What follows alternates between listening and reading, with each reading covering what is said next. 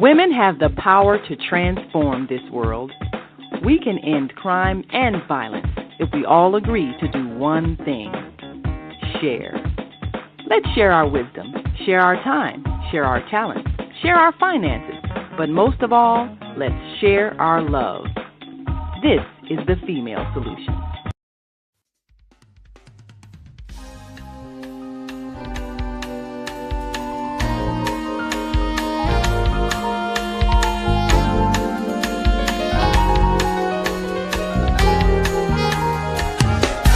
Is your life a little boring? Do days go by without a story? Do you long to know the glory of your days? Is there a march you haven't marched in? Is there a place you should have been in? Have you lost your step just trying to find your way? It's time to dream a dream. Live a dream. It's time to dream a dream. Dream a dream. If you're asleep, it's time to wake up. It's time for you to go and make up for all of the unfulfilled days of your life. Then go to a place and be bolder, fulfill the need and shout out louder. Do all of these things and don't you ever be afraid. It's time to dream a dream. Live a dream. Dream a dream. Dream a dream. Don't let life pass you by. Dream. There is no reason why. Good morning, you coffee breakers that made it up bright and early and are here to join me today with Coffee Break Live with Senabella. I'm your host, and I'm happy to be here with you. And for all of you who know me, I know that you are just a blessed individual because you blessed me multiple times just by being present. So how you doing today? It is Monday. Oh my God. Monday. No, it's not. It's Friday. See how confused I am already? I want it to be over. I don't really want this to be over, but I just got a little ahead of myself. Anyway, how you doing? How are you? It's been quite a period of time, hasn't it? It seems like from one Friday to the next, there's a multitude of things that go on and that really cause you to think outside the box. Like, what's going on? How am I going to get through this next day, this next moment? And what in the world is happening? I mean, we have so many things going on outside of our personal lives. And so we tend to want to either step back away from it or step into it. And I say that to begin my journey in discussing a little bit about my guest today, who's coming into the room, Susana Sandoval. This amazing woman is someone who I've had the pleasure of knowing for a few years. But you know how you know someone, but you don't know them, and then you find out about them, and then you go, oh my God, this is who I've been around all this time? Well, that's the way it has been for me with Susana. And I've had the pleasure of working side by side with her on small little things, but not really having the depth and the character of who she really is. Some people walk around and they're very quiet and modest in their appearance, and when they speak, this humble kind of presence. And so there's always that question, like, what's the rest of that person all about? Who is that? And how can I clarify my time with this person? Well, I have this time this morning, and I've had it over the last week. And I think that you're going to be super excited as I am to, one, meet her, acquaint yourself with who Susana Sandoval is, her mission in life, and who she is as a mother. And a person to the tribe in which she's from. I'm going to read a little bit about who she is before she comes on. But before I even do that, let me see if I got anybody talking to me this morning. I want to say some good mornings to people. Oh, right in the room as early and bright as morning. JJ, good morning, dear heart. How are you? Good to see you here. Wonderful, wonderful, wonderful. How's the sky above you? Isn't it something? I'm asking you how the sky is because JJ, she takes these beautiful captures of the sky and she posts them every day, and she puts this most beautiful music alongside it, and it tells a story. You know, we all have a gift, and sometimes we come into our gifts a little later in life. And I don't know how long you've been doing this, JJ, but thank you so much for being here. It's good to see you. And I just want to keep moving on because I don't want to waste a minute. I want to make sure that I put Susana on the up online so we can see her and talk to her. She's in, but she stepped away for a second. So let me read you a little bit of something about Miss Susana. Okay, let me share a little bit about Miss Susana with you so you can get to know her. And it says she's a mother, a daughter of the fifth son of the Lakota sun dancer, and she's a Lakota sun dancer and water pourer. We're going to ask all about that, right? Rituals. Susana continues building momentum on issues of sovereignty, food, water security. That's what they consider to be a basic human right, and it's defined as that. She's a community developer with a specialty focus on association chamber management, a nonprofit practitioner, social entrepreneur, investor who is also an NALAC, National Association of Latino Arts and Culture Fellow, who co-created the Juba Collective, a multidisciplinary arts performance ensemble. So I'm going to bring it to the on camera so you all can take a look at this beautiful sister and we can get started. So make sure you leave your comments. We're open to all and we're ready to get going. Good morning. How are you, Susana? I'm blessed and highly favored. I hope you are too. It's good to see you. You too. You've been on quite a journey this weekend, huh? Yes, I have. Yes, we have. Yeah, she's been all over the world. You know, this sister, she moves around so much. I remember when I first met her, she said, "Oh, I'm just coming back from the Black Caucus." I'm like, really? Thinking to myself, oh, she's been to the Black Caucus. And then next time I saw you, said, "What you doing?" "Oh, I'm just coming back." I'm like, oh my God, she travels all over the world and she does some amazing things. So are you feeling lifted? How's your energy? I'm excellent. I'm doing really well. Just getting a chance to get some well-needed sleep, rest, to reboot, and I think that we're living during some pretty interesting times where we're going to need everybody, all hands on deck, and really looking forward to the things that you and I get a chance to create. What gets created after this moment that we're here together, the folks that are listening to this visit between you and myself, and the community that you've been able to create. And so it takes one to know one, right? It's a reflection. Absolutely. I'm just a reflection of the goddess in you. Oh, my mother. I really think that it's, I'm happy to be here today.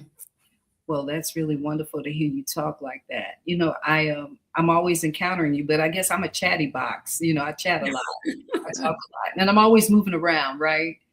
Busy, and that's just my energy. But it's a pleasure to have this moment in this hour to kind of unpack who you are, what you're doing with the audience, but for myself even to learn more about you through this visit, right? And you're right. I'm looking forward to the future projects and whatever it is that we'll work on together. You're a multidisciplinary artist, and so that's another thing that confused me. You were always doing all kind of things. I'm like, is she on stage now?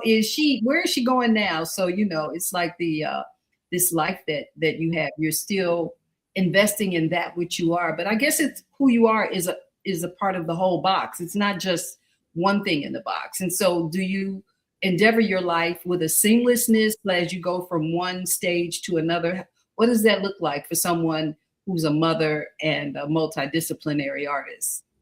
Well, we have a concept in, I'm Mexica, I'm Purepecha from the state of Michoacan. I was born and raised in Mexico City, but also born on the south side of the city of Chicago. and I've been crossing borders for many years. I was just sharing with folks at Serpent Mound that I'm a true Midwesterner, and my dad used to like to drive to Mexico, and Mm, so we used to pile in the station wagon and head down to Mexico City. And so, like many peoples, we migrate, right? mhm. And so, for the concept that I wanted to share is that we have circles. So instead of a box, I would like us to think in circles. Oh, I like that. And the circles, your innermost circle is you yourself. And then the secondary circle is your immediate family, your legacy, your offspring, and then from there it starts branching out. So I really see myself as a part of, stone, part of the stone people. A stone, when you sit and, when we still do it, I just did it just um, a day ago. You're sitting at the lake and you throw a rock in or a stone in and it ripples. Hmm. I would like to think of it as that. And so sometimes it can look differently for different people when you're observing it. But for me, I really was living that lifestyle way before I had a physical person tell me exact and explain to me what I was actually doing. Mm, I like that. I think that your cultural background is one that we've always looked at from a perspective of people who are highly spiritual, peaceful people. Is that the truth? Is that how you see yourself and those that you've grown up with and around? I think growing up between two different countries, both the US and Mexico, gave me a different perspective. I've had some defining moments throughout my lifetime, like most human beings. I think growing up in one of the most segregated cities that continues to be segregated, but we continuously work on the unity, right? I do believe that I come from a peaceful people. I believe that I come from and I hope that I'm able to serve my ancestors and my own legacy of bringing people together. I have learned that peace is a better tool than to be warlike. I think that I've learned through the seasoning of seasons to try to be the calm before the storm, even though I may be the storm. I heard that. Say you are a woman, right? Exactly. I'm definitely the storm, but I tend to come into spaces very differently. I think your defining moments really change when you're rooted in a spiritual foundation. And I'm grateful to Bertha and Trinidad Sandoval, who my father was a son of migrant farm workers, turned farmers who migrated up from the southern state of Michoacan and into California, where the Sandovals are still in California, and the majority of them are in the East Los Angeles suburban areas of LA.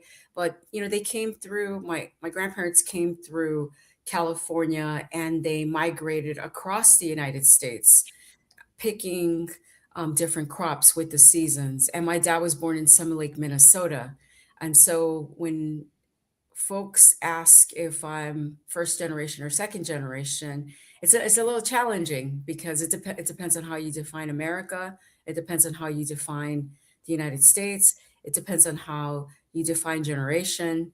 And we are, coming from a challenge of where, like my mother, she also migrated, her family migrated up from Mexico City and into Chicago, where during a time period in the 60s, where she went to school in the 60s, and you know different time periods of entering Chicago. My dad came to Chicago to work in the steel mills and the south side of the city of Chicago and the Midwest are learned for being hard workers. That's what we do. We work.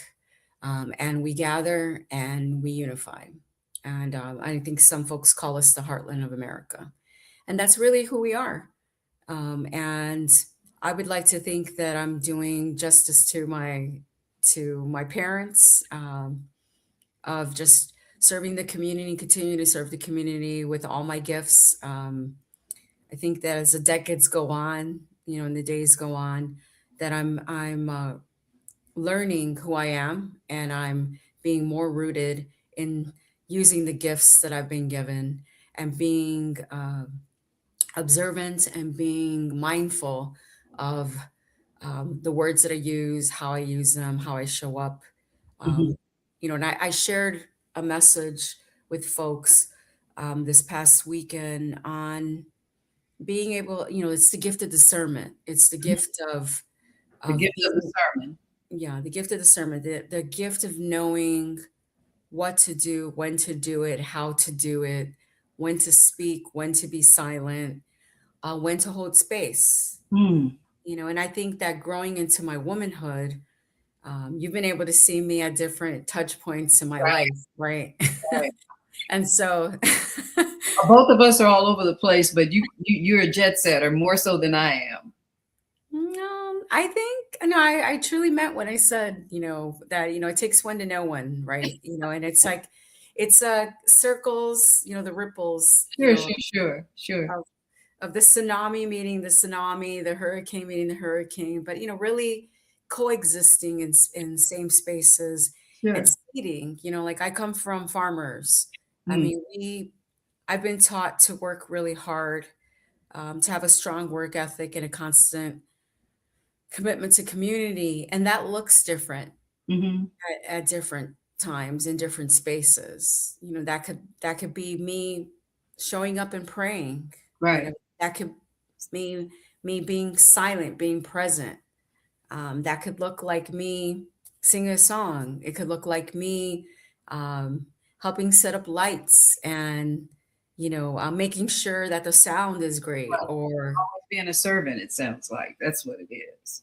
We're always servants. You've shared with me multiple pictures and assets that we're going to share with the audience, and I find it to be most interesting. A lot of times, you hear African Americans say, "Oh, my family was Indian," or I come from Indians," but we really don't know, right?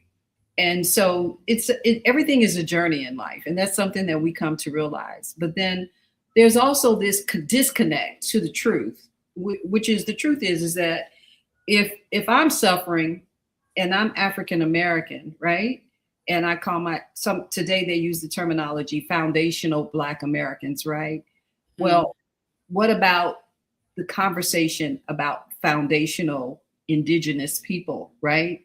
That conversation doesn't come up often, and it only comes up here and there. How has that affected the family of naturalized people, and how big is that community today? What does that community size look like? it's interesting that you used the word naturalized. I had a call with an elder from Bolivia yesterday, and in his prayer, as we closed our conversation, he said, "Remember that we're leaders of the natural law." Mm. you know and my elder, Chief Wesley Black Elk, likes to say that English is a tricky language. English is not my first language. English is not your first language, but it is a language that we have learned to use to express ourselves, and we're finding the intersections between our quote unquote native language, right? What our ancestors spoke. And then we're also creating our own language, right? And so people have talked about love languages, people have talked about all kinds of things. But when you talk about naturalized, and what that means, um, I have spent a majority of my time in scholarship and what quote unquote Western scholarship has been called. I worked in the 90s at the National Museum of Mexican Art. And one of the things that I wanted to work on, because I grew up in one of the most segregated cities in North America, Chicago. Uh, Okay. and I grew up on the South Side, and I grew up not seeing myself different from the African American community or the African community, and such. And I felt, that there was a calling to me, right, of that that culture, of our culture. Mm-hmm. And as I did a deep dive into, Catholicism, which I grew up Catholic, Mm-hmm. and I grew up understanding the history of the conquistadors and how they came to Mexico and how they took over an indigenous people. And then spending time during the 90s working um, at bringing that facet of our culture, of the Mexican culture, of our African culture. We spent about close to 3.5 years of negotiating with the Mexican government to take out artifacts that would show the African presence in Mexico. And I think it's important to say that our cultures are all learning who we are, because there is the history of what we've been taught in books. And then there's a herstory, which we still have yet, that is unfolding currently in the time period of the divine feminine, where we're hearing women that were present during these historical time periods, and they're telling their stories, or that folks like us, are bringing that light, into being. And so I think that it's important to really think about if there was really differences. I've always been one to concentrate on that intercultural, that multicultural, that multiverse that we all are, and understanding the migration of our peoples, and how, um, rather than letting somebody else define us, Mm-hmm. Mm-hmm. defining ourselves and looking at those commonalities and those similarities. So the exhibit was called The African Presence in Mexico, and there is still a traveling exhibit, the National Museum of Mexican Art in Chicago, which is the largest Mexican museum in the United States. Um, Susana, I'm wondering, how do you go about, and how, well, first of all, the name of your tribe is, what is the name of your tribe? Purepecha. So And, Purepecha is one of the tribes that I'm from. It's the tribe that I most identify with mhm. during this trajectory of my life. And it's Purepecha. Purepecha. And their language they speak is Purepecha as well. And it's in the south. It's just south of Mexico City, And what southeast. does Purepecha, Purepecha mean? What does I it mean, mean? Purepecha it means like the people. Like Mhm. it means, and when people look at it, it can mean pure, it can mean pecha. It means, just that you're rooted. It's the purity of being rooted, and such. But I'm a Shika. I mean, and that's the thing, the fallacy of Mexico, right? People think that, there's just the Aztecs or there's just the Mayans. But Mhm. in one state alone, like if you look at the state of Oaxaca, there's 216 dialects. So You know, there are as many people and there are as many tribes and dialects as when we discuss talking about coming from Africa and correct. all the different countries and all the different languages and so forth. So it's not as small as we may see it, because it's not really at the forefront of our conversations. There's a lot of education that we all need. And I think that today, because there's so much struggle, that people are now beginning to become more sensitive to who's in the room or who doesn't have a voice, right? And Correct. so one of the jobs that it's one of the things that are part of your mission that I've taken note to is that you go around and you speak and you educate and you share and grow in a lot of different communities, and you've worked very hard also within the African American community and what we need. And earlier you said that you grew up in Chicago and you didn't see yourself that different, or you were immersed in the African American community as well, right? And so you have children and they're with an African American man, correct? Correct. I have children with someone who is I would say, a cultural expert, cultural worker, someone who is an elder in the African American community in Chicago, in a global sense. Mm-hmm. And we birthed two amazing human beings, No doubt. amazing, No doubt. Your children are excellent. who are, Charisma and Kasan are excellent musicians. they're human beings in the global sense. They're the citizenry of the work that they do. I've been humbled to be their mother. I tell them that all the time with tears in my eyes of like, I'm just grateful that I was able, Right. that they've taught me, Hmm. that they've taught me so much that, that they have, come into the world fiercely, Hmm. um, and gently. Hmm. Are they as involved in the work that you do, or are they? What do they lean into more? What do in terms of their heritage? Are they do they lean more into both, and or are they more involved in one or the other? Charisma's a part of the urban farming movement in Chicago. She's an urban farmer who has, in Chicago, we have a lot of city lots that have been turned into food oases because as a lot of the city have been food deserts, were high priced, poor quality fruits and vegetables, and she's part of that movement. I'm very proud of that's on both sides of the family. Both sides of the family have farming, um, roots. And we're farmers, we're gardeners. We tend to the soil, we see things, and she's very much also a jewelry designer. Kasan is a sound engineer, a musician, a great um, orator that we still have yet to hear, as he's evolving, as is Charisma. I mean, Charisma just finished a 2-year Public Allies Fellowship, um, where, in her closing remarks, like for the fellowship just blew, everyone away. I really was like, wow, she's very much the Well, I historian. had a chance to meet both of them and work with them in the same instance, and I was just blown away. And I remember seeing you, I think either later that day or later that week, and I was just like bubbling over. Uh, Mhm. it's really something when we get a chance to meet the lineage of our friends' children. Uh, when we meet them and we see how those connections are, and you see the spirit of that person within their children, right? But there was even something greater for me because they truly are themselves, but at the same time I could sense their mom and their dad in them, and that's really wonderful. I think that we're talking roots here today. We're talking about the root of who we are. I want to take this all the way back to the beginning about prayer. My mother was a prayer warrior, and this morning the first thing you said to me, give me a minute, I'm still in prayer.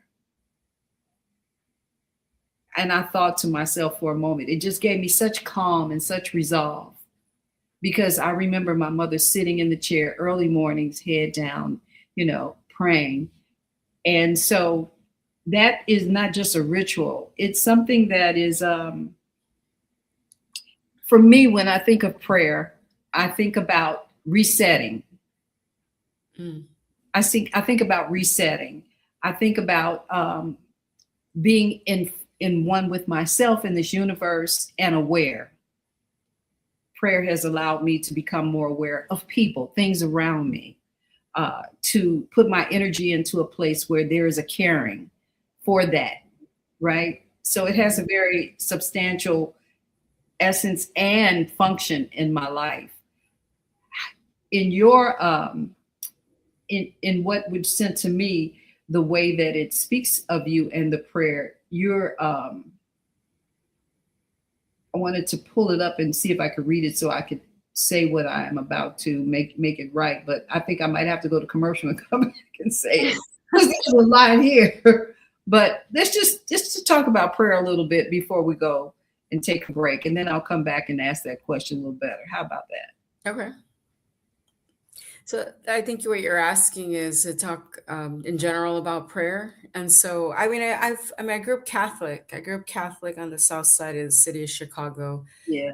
I grew up being groomed to be a nun. Which is an interesting thought because I still do very much feel that like I'm walking with my vocation, that I'm walking in the work that I need to be doing. But that looks differently at different times. Prayer, there's an African proverb that says you need to pray with your feet. I definitely believe that I've taken that on. I've been a walker, a faster, a prayer, and in the truest of sense, I am one of the women who fasted in front of the White House when the Obama administration was in administration of the United States, to ask for some reform to immigration. There were 10 women that decided to do that. And they asked, well, what are you going to do? You're going to protest. And what are you going to do? And like, no, we're going to pray. That's all we're going to do. We're going to sit in front of the White House and we're going to pray. And people would come to visit us, etc. I've also been a faster on Fast for Families, which was a northern bus route of one of the fasts in regards to immigration reform. But it's part of who I grew up to be. Some of the, like you were saying, the practices, the rituals that we're raised with. But I have learned, as many of us do, to select what I can gravitate towards, which roots me in a particular way. And I continue to do that. I continue to do that. And it looks differently on some days. Some days it looks like I break out into song, or I play the piano, or I'm drumming on a drum. And some days it looks like all of that in a row, or it looks like today I'm going to sit and I'm going to call, and schedule a few meetings, with folks, or I'm going to host, a gathering and ask folks to show up. That looks very different. And I think that that's in the times that we're living in, when there's bombings, over, children and families, and so many world events happening and so many local events happening, right? Because it's again the rippling effects, right? Mhm. And being conscious to how do we one, instead of you trying to control the world, let's control ourselves first, because we are a world within a world within a world within a world. As I explained the concept of the circles, right? Like we're a multiverse ourselves. So the effect that we have and the sound vibration is making sure that our calmness is there. And a lot of times too, people can misinterpret you being here, being there, being spread too thin, but they don't know what our capacity is, right? Mhm. Because I've Right. had a lot of people ask me, well, how is it that you're doing what you're doing? And then I'm like, well, I'm not the only one that's doing it. I have helpers. I have ancestors that are helping me. I have Absolutely. sometimes, the what do they say? The journey begins when you just step out there, and then it unfolds, and then you're like, I'm deciding to do this, and now, I'm working to do that. I know when I decided that I was going to run for public office, it wasn't going to be an immediate thing. It was an 8-year planning process, Mhm. and I had to weave what that path looked like. I had to ensure that people were going to be included in a particular way. And it was not focused. Yes, of course, I would love to serve in the US Senate. Uh, but I also think that it was, it's a means to an end, and it's a means that a gift, a message that was given to me by my ancestors of leading in a particular way. Yes, servant leadership, but in particular, women, we lead very differently than men do. We And do. We, we are gatherers. We unify folks. We build community. We build the communication. We build the unity. Now, balancing what quote unquote has been learned behavior as masculinity and learned behavior as femininity. A human being, we have to we reconcile that with ourselves. Mhm. We work through our defining moments. We work through our mothers, our grandmothers, our great grandmothers.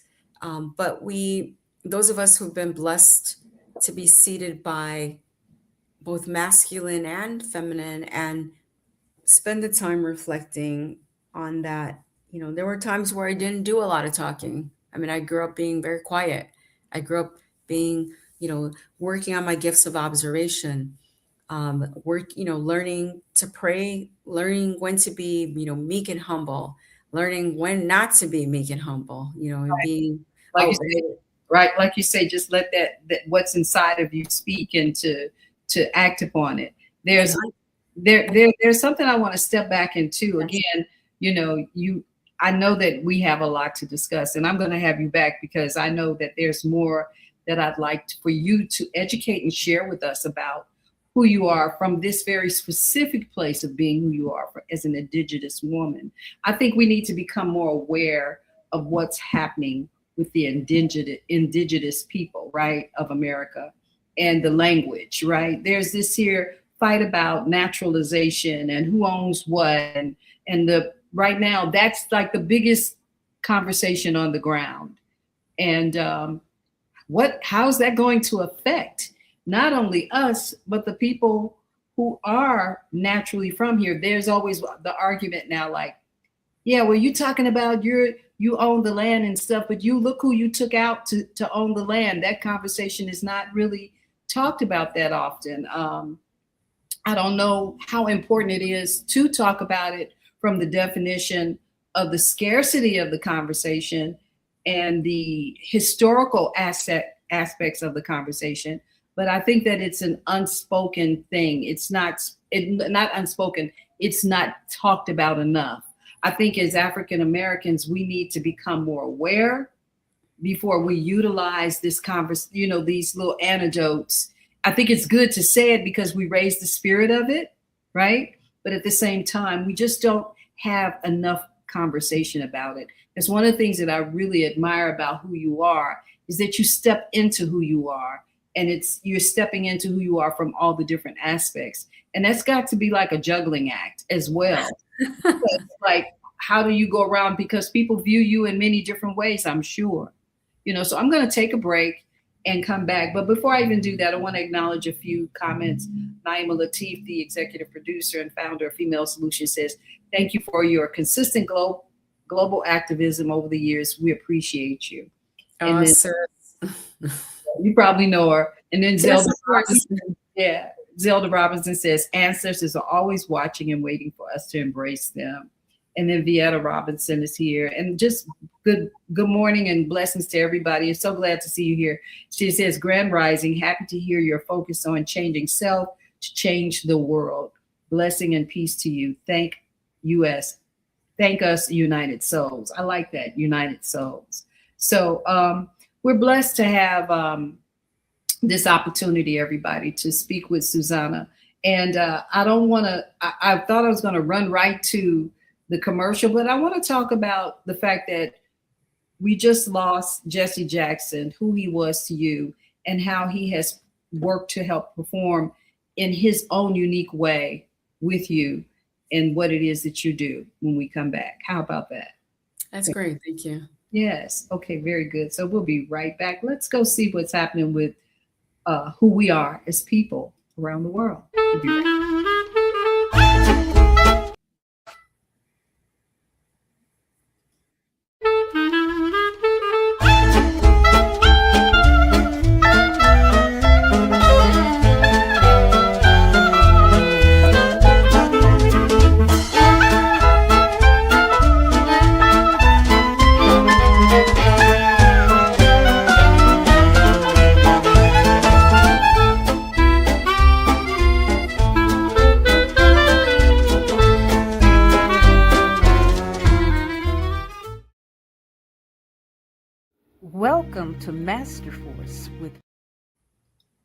Welcome to Masterforce with Mushim Suit. Join us each week on Thursdays at 7 a.m. Central, live on Facebook and YouTube on the Female Solution page, as we dive into powerful topics designed to assist you in mastering your life force. Our conversations feature a diverse lineup of experts, all dedicated to your growth. Tune in weekly to discover new ways to elevate your spirit and raise your vibration. And remember, we are ascending.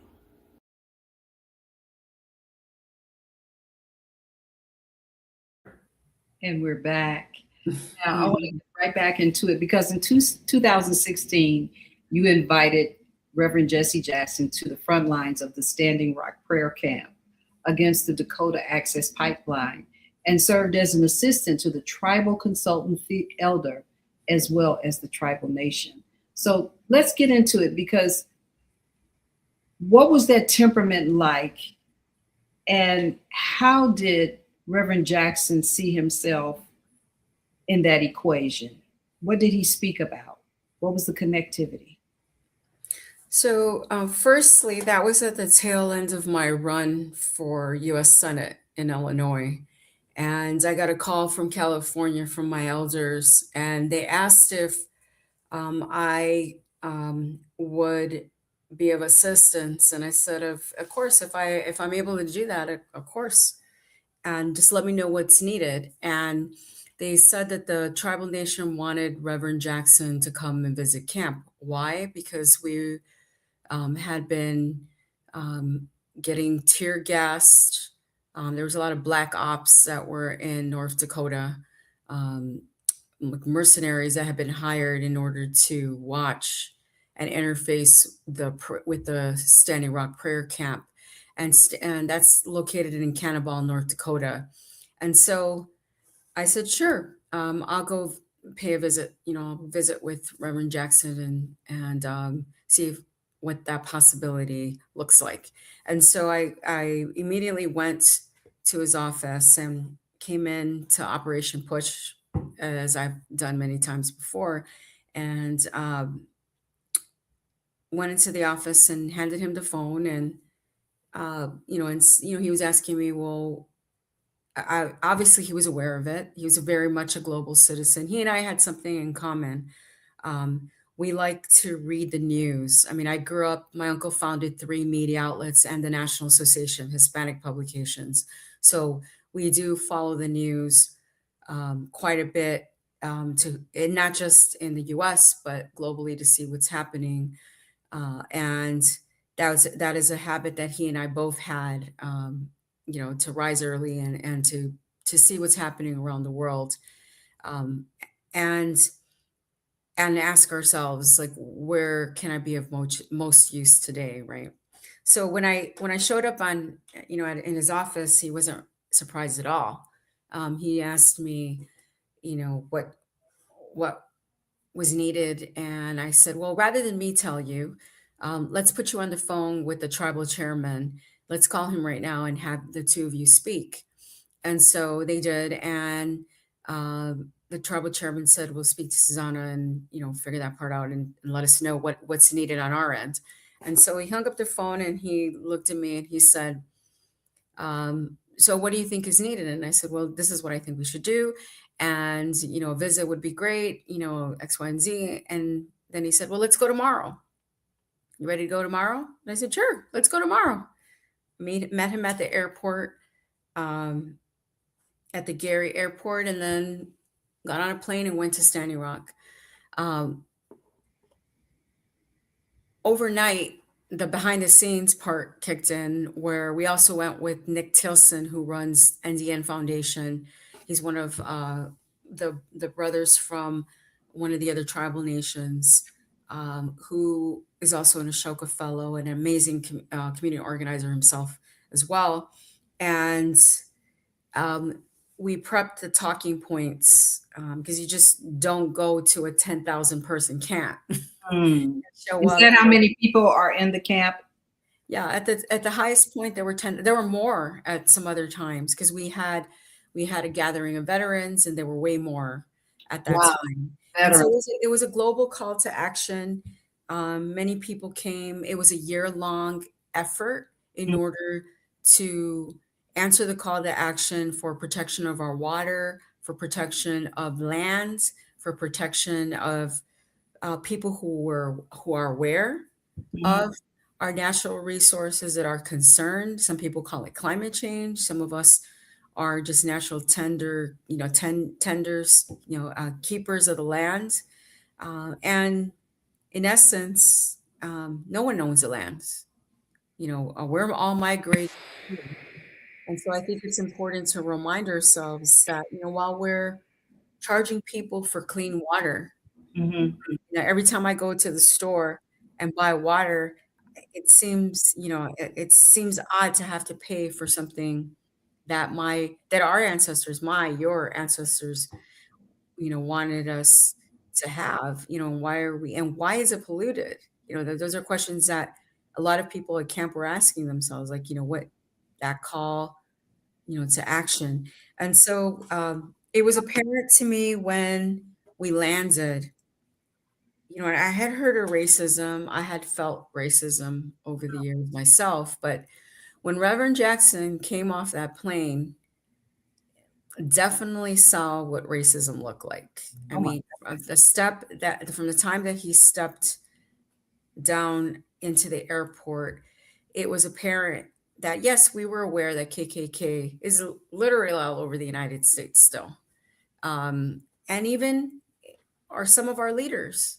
Embedded in our culture, in our land, in our Exactly. everyday comings and goings. Right. It And exists. so that time period of stepping down, that touch point of seeing that history, of realizing that, in 2016, we're still dealing with the same things that we were dealing with decades ago. And Reverend Jackson said to me, he turned and he said, it's still happening. You need to see this. Not that you're not aware of it, but I'm glad that you're seeing it with, in this way. Spending time there, press conference. He got on a horse. His handlers weren't handling him. I was telling him, Rev, you need to get down off that horse, right? I mean, he's a people person, Yes, you he know, was. walking around, and it's something that I was able to tell, his family members, his children. It's like, I did the best that I could do to handle your dad, but you know what that's like. trying to handle Reverend Jackson is People do what they want to do. right, exactly, He's still a person, right? That's the thing. We're still people, even though people see us as precious and coveted in a certain kind of way. exactly. And the one thing that happened as we were trying, we were going to go for the day, correct?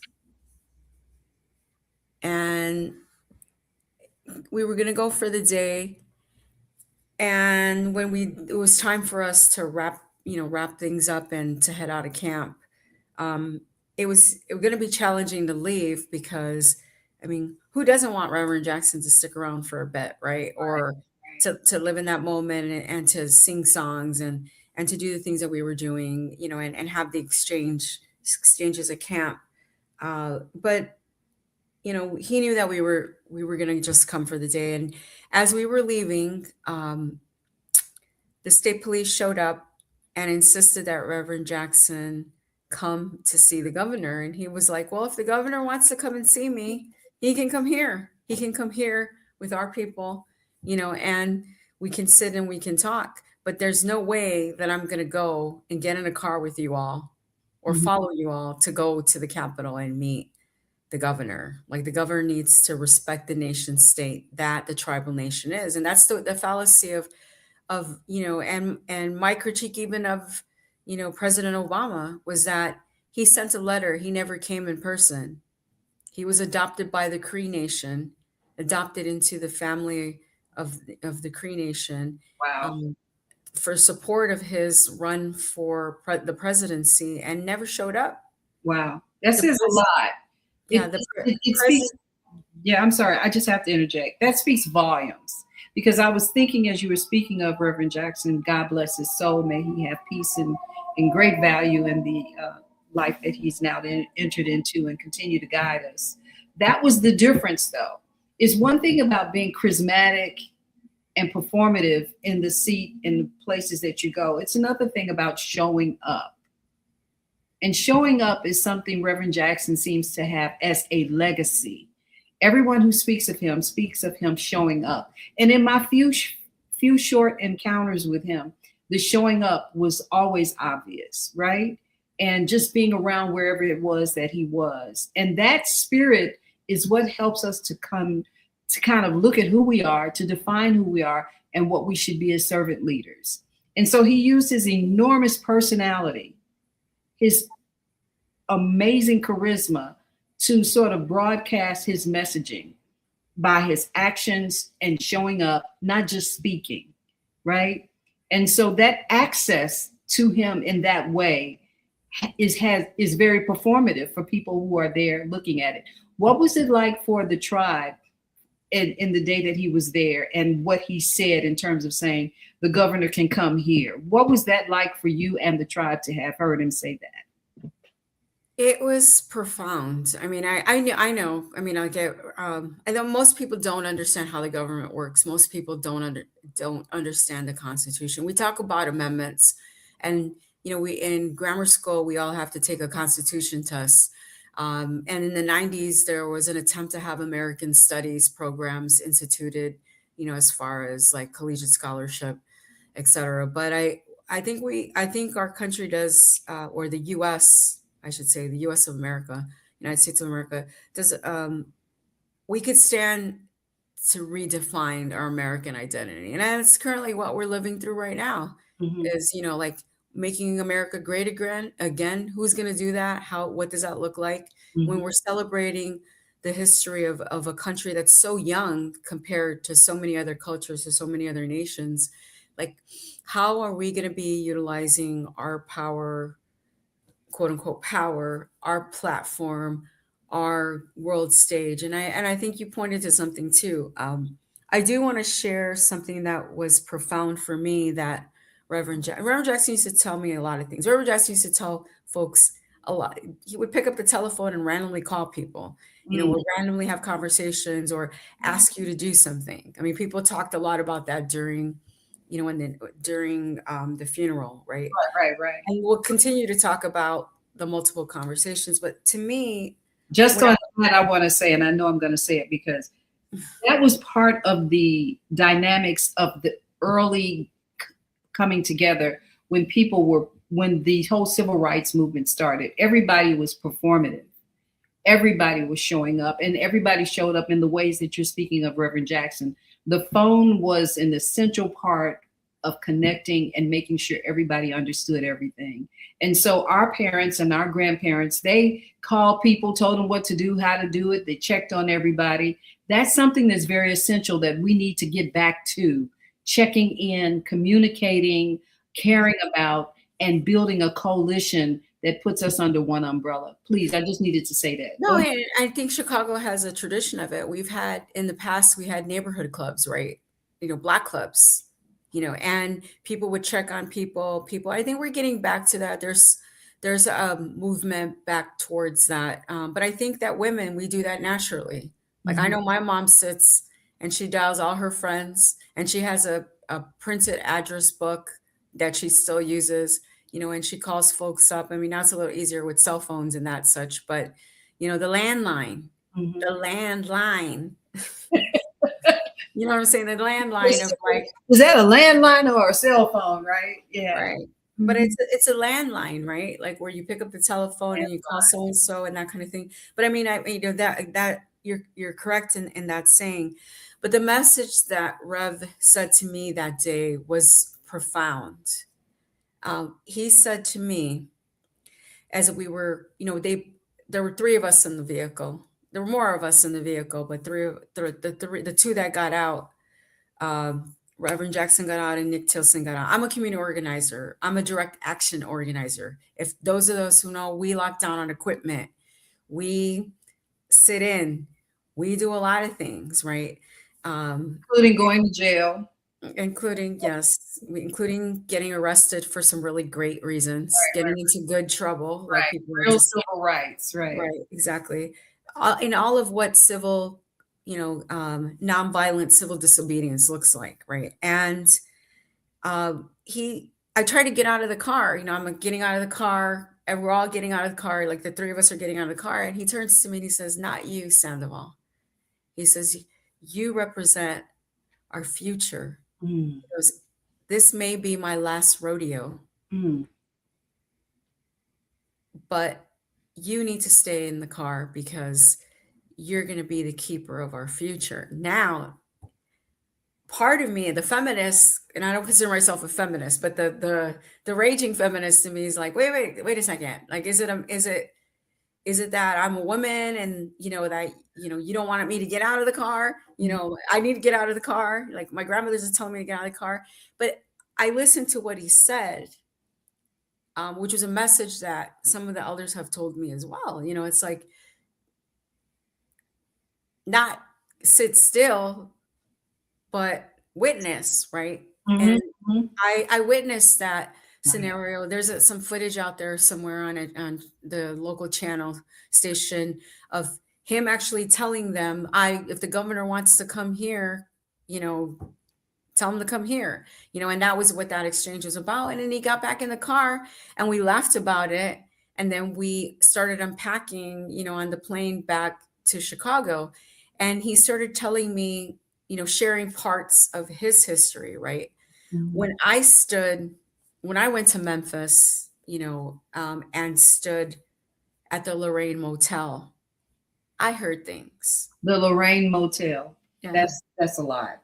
The Okay. Lorraine Motel went and Same tried part. to piecemeal together what Rev had shared of part of his trajectory, of his life experience, and stood there still to try to remember what he told me, Mhm. look at the balcony, talk to the elder. There's an elder woman that's there. I think she goes there every day. That's her commitment, is to be there every day. And she said, until I pass, I'll be here every day. And, I'll share what people want to hear. If the people want to listen to me, they listen. But like to stand there and to witness, and to put pieces of the puzzle and let it, fill in, right? And be mindful of, that's it. So when I stood at Lorraine Motel, it seemed familiar. It Mm. seemed familiar, when in different time periods of my life, when I've been in Brooklyn, New York, and there's a crypt of ancestors of African slaves that has not been recognized. And I know that. And I walk over to the person and I said, do you know what's here? And they're like, well, we're not exactly sure what's here. Well, we need to figure out what's here, Right. right? Like those are touch points, Mhm. and being mindful of, as the sister commented, the ancestors are always speaking to us, but are we necessarily listening, Mhm. or is the creator speaking to us? Is it time for you to speak? Is it time for you to be silent? Is it time for you to witness? When and how long are we going to be silent? Like, it Mhm. drives me crazy to see, um and it reminds me, of what I'm supposed to do when I see all the ice raids. I know what I'm doing. Oh, wow. I know that people are concentrating on the differences, not the similarities. Mm. Like the piece of paper that is our So Constitution. concentrating on the differences and not the similarities. That's a Right. very profound I mean, statement. we're redefining what it means to be American right now. When I have traveled, last year I traveled to various countries in Latin America to find out why people want to come here.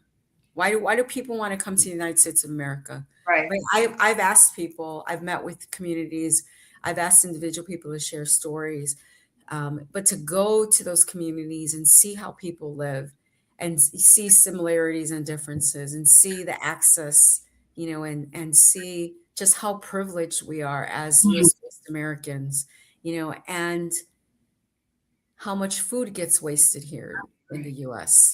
How many You know, people still go hungry? we're running out of time, but you said something that really just set right inside of me, and I need to say it again. We do need to ask ourselves, and we need to really define, what does it mean to be an American? That was very profound when you said that. It set a tone for everything that we're about to get into as we come into this here reality of everything being torn apart, only to get to that one question: what does it mean to be American? What are we really trying to do to save ourselves as American people? Because after it's all said and done, we're under this one notion of being American, right? our driver's license, our passports. We walk around and we fight about things such as color, gender, uh, who's wealthier and who's not, right? But what does it really mean to be an American? I think that we're gonna wrap it up here, and I want to leave that with you to discuss for the next minute or so.